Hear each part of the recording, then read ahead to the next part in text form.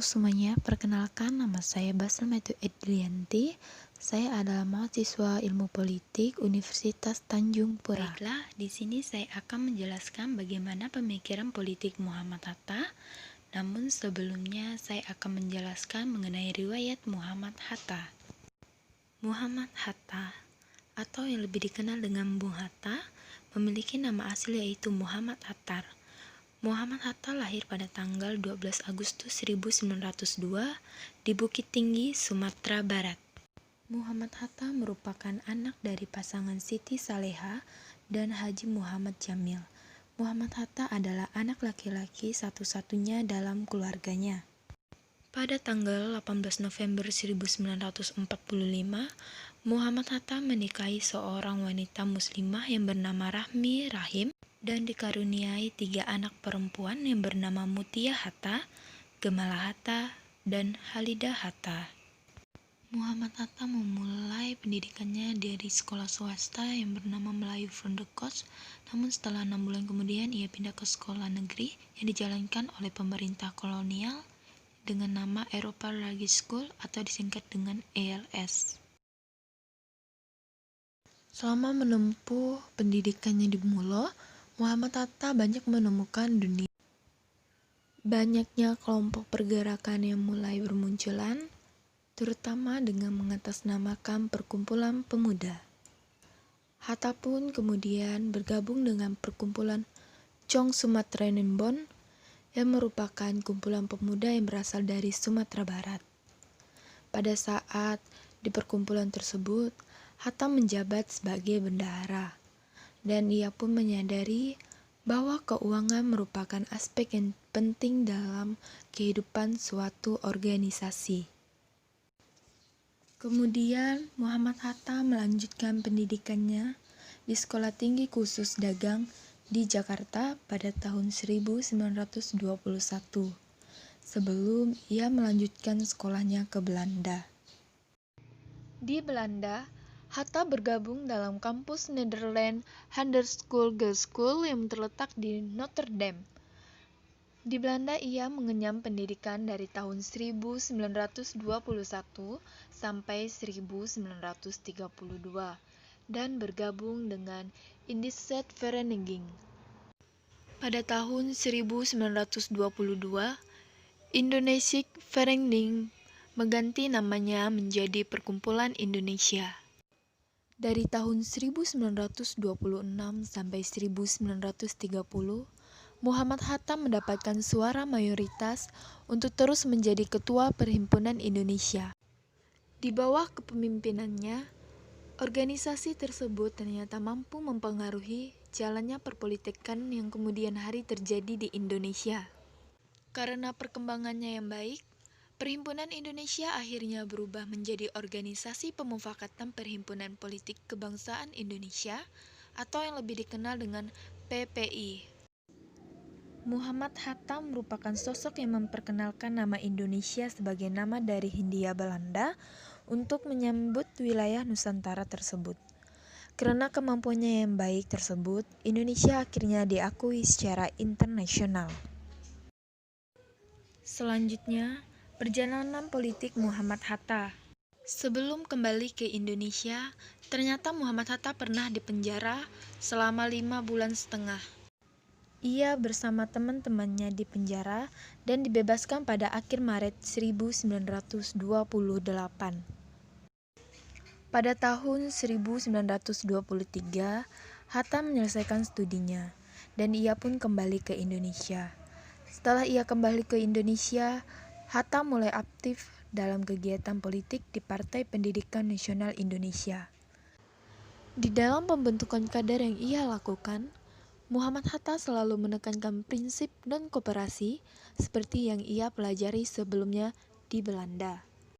Di Indonesia, Muhammad Hatta selalu memberikan perlawanan yang keras kepada kolonial, sehingga Soekarno kemudian dipenjara dan ia menuliskan berbagai kritikan di surat kabar dan mendapatkan respon yang keras dari pihak pemerintah. Muhammad Hatta bersama teman-temannya ditangkap dan dibuang ke Bovendigeuel, Papua. Setelah dibuang ke Bovendigeuel, Papua, Hatta dan teman-temannya mendapatkan dua pilihan dari Kapten Van Lagen, yang saat itu menjadi pemimpin di wilayah tersebut. Pada Desember tahun 1935, Kapten Wiarda yang merupakan kapten pengganti di wilayah pengasingan, Hatta kemudian memindahkan mereka ke Banda Neira sebagai tempat pengasingan. Di sana, mereka dapat bergaul dengan masyarakat setempat dan memberikan pelajaran kepada anak-anak terkait politik, sejarah, dan administrasi. Pada tahun 1945, Indonesia mengalami kekosongan kekuasaan, di mana pada saat itu Jepang mulai kewalahan dengan serangan sekutu. Panitia penyidikan usaha-usaha persiapan kemerdekaan Indonesia pun dibentuk, di mana Muhammad Hatta dipilih sebagai wakil ketua dan Soekarno menjadi ketua pimpinan pada saat itu. Setelah panitia dibentuk, akhirnya proklamasi kemerdekaan dilakukan pada tanggal 17 Agustus 1945 sebagai hasil dari rapat yang dilakukan oleh pihak muda dan pihak tua. Dan naskah tersebut pun ditandatangani oleh Muhammad Hatta dan Soekarno. Ketika Indonesia berganti menjadi Republik Indonesia Serikat, Bung Hatta mendapatkan jabatannya sebagai Perdana Menteri. Kemudian berubah lagi menjadi Wakil Presiden setelah Indonesia kembali menggunakan bentuk negara Republik Kesatuan sebagai bentuk negara yang legal dan resmi. Untuk mendukung cita-citanya dalam bidang ekonomi, Muhammad Hatta aktif dalam pembimbingan program koperasi yang dicetusnya, sehingga ia pun diangkat sebagai Bapak Koperasi Indonesia. 3 tahun setelahnya, Bung Hatta mengundurkan diri sebagai Wakil Presiden pada awal Desember 1956. Banyak sumber yang mengatakan bahwa Hatta kurang senang dengan pandangan Soekarno yang terlalu fokus dalam Partai Komunisme dan membuat partai tersebut berkembang. Hal ini membuat Soekarno memiliki tujuan yang berbeda untuk Indonesia. Selanjutnya saya akan menjelaskan mengenai pemikiran politik Muhammad Hatta. Muhammad Hatta, beliau merupakan penganut demokrasi barat beraliran sosialisme demokrasi.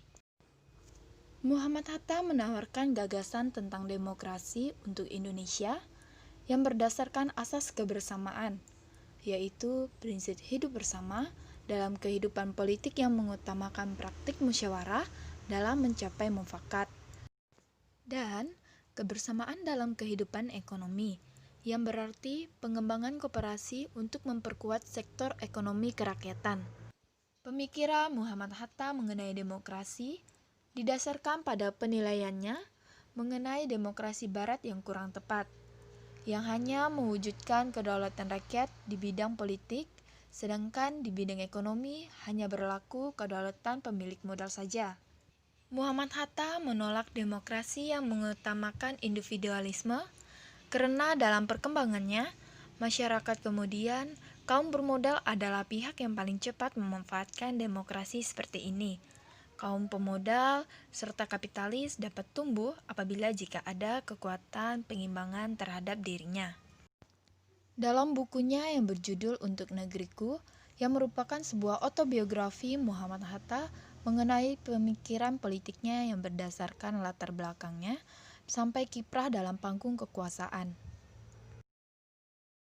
Buku ini mengangkat tema mengenai nasionalisme dan demokrasi. Nasionalisme ini didasarkan pada persamaan, sedangkan pemikiran politik Muhammad Hatta mengenai demokrasi yaitu didasarkan pada keadilan sosial. Pada karyanya yang lain, yang berjudul Demokrasi Kita, Muhammad Hatta menilai bahwa demokrasi terpimpin Bung Karno sebagai sistem otoriter yang menindas demokrasi. Sedangkan pada ekonomi politik, Muhammad Hatta mencetuskan demokrasi ekonomi melalui ekonomi sosialis yang disebut dengan politik perekonomian. Pandangan demokrasi politik Muhammad Hatta tidak melihat dari kelemahan substansifnya saja, melainkan dari sudut alasannya dibentuk tatanan demokrasi politik yang ada. Oleh karena itu, cara pandang Muhammad Hatta menyerupai pandangan Marx yang memandang bahwa demokrasi politik sebagai suatu yang mulia dengan tatanan yang mengandung semangat kemerdekaan, kebersamaan, dan persaudaraan.